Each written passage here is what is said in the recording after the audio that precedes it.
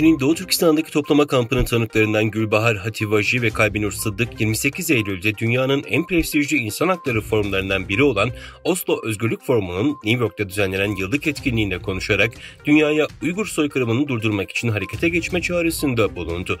Gülbahar Hativaji ve Kalbinur Sıddık salondaki yüzlerce kişiye Çin'in sözde yeniden eğitim kamplarında tanık oldukları korkunç suçları, zihinsel ve fiziksel işkenceyi anlattı. Kamp mağdurları ayrıca Çin'in Uygurlara yönelik soykırımının durdurulması için insanlık görevini yapma çağrısında bulundu.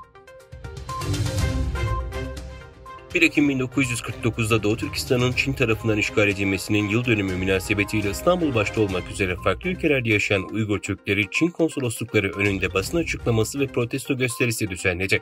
İstanbul'daki işgalci Çin konsolosluk binası önünde toplanan Doğu Türkistanlı Uygur Türkleri, Doğu Türkistan'ın ateist Kızıl Çin tarafından işgalinin 74. yılında bir protesto eylemi gerçekleştirdi.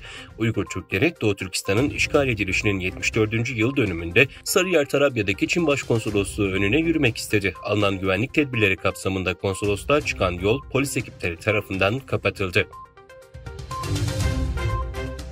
1 Ekim 1949'da Doğu Türkistan'ın işgali sebebiyle Dakka ve Narayanganj'da Çin'in soykırım uyguladığı Uygur Müslümanları için adalet talep eden protesto gösterileri düzenlendi. Bangladeş'teki Ulusal Ulema Masai, Pazar günü Baytül Mükerram Ulusal Camii'nin kuzey kapısında bir protesto mitingi düzenlerken Narayanganj'da Sektan Nagrik bayrağı altında bir gösteri düzenlendi. Ulusal Ulema Masai Başkanı Firozi, Sekreter Müftü Zakir ve Avukat Ahsan da hazır bulundu. Dünyanın Müslüman toplumunu ve küresel güçler öne çıkarmaya ve Çin'in Uygurca vahşetine karşı seslerini yükseltmeye çağırdılar. Kazakistan parlamentosu geçen hafta Doğu Türkistan'daki Kazak halkının Kazakistan vatandaşı olmadan önce Çin rejiminden vatandaşlarından feragat belgesi almasını gerektiren yeni bir yasa tasarısını kabul etti. Kazak parlamentosu alt meclisi Kazakistan ve Çin vatandaşları arasında bilgi alışverişi anlaşması kisvesi altında Doğu Türkistan'da Çin'in ağır zulmü altında yaşamaya mecbur kalan yüz binlerce Kazak Türk'ü ile ilişkin olarak yasa tasarısını kabul ettiğini açıkladı.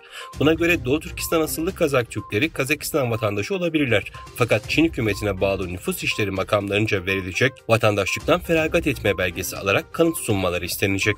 Bu gelişme Kazakistan'ın artık Doğu Türkistanlılar için güvenli bir liman olmayacağı anlamına geliyor. İçişleri Bakanlığı Emniyet Genel Müdürlüğü önündeki saldırıyı gerçekleştiren teröristlerden birinin PKK üyesi olduğunun belirlendiğini duyurdu. İçişleri Bakanlığı'ndan yapılan açıklamada 1 Ekim tarihinde saat 9.26'da İçişleri Bakanlığı Emniyet Genel Müdürlüğü Atatürk Bulvarı girişine araçla gelen 2 terörist tarafından saldırı girişiminde bulunulmuştur.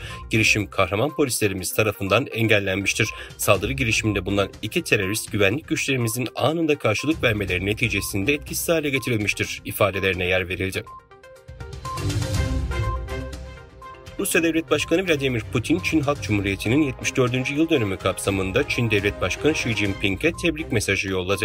Putin mesajında Çin ve Rusya'nın işbirliğine vurgu yaparak uluslararası meselelerde koordineli hareket edildiğini belirtti.